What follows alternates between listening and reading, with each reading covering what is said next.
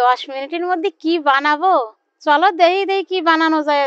30 minute ধরে খুঁজতে খুঁজতে 10 মিনিটের একটা রেসিপি পেয়েছি। আর এই 10 মিনিটের রেসিপি বানিয়ে দেখবো যে খেতে কেমন হয়। আমি আলুগুলো খোসা ছাড়াইয়ে এইভাবে কুচোয়ে নেব। এইবার ভালো করে ধুয়ে জল ঝরাই নি।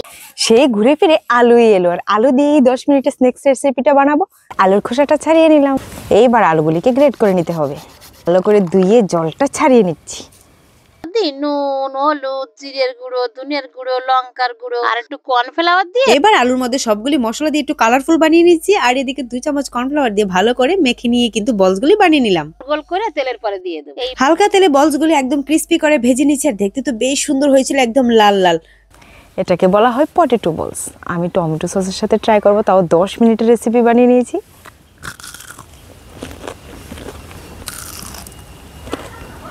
ওটা কিন্তু অনেকটা ক্রিস্পি হয়েছিল, আর এর টেস্টটা মোটামুটি ভালোই ছিল। এই রেসিপিকে দেব 5 আউট অফ 10।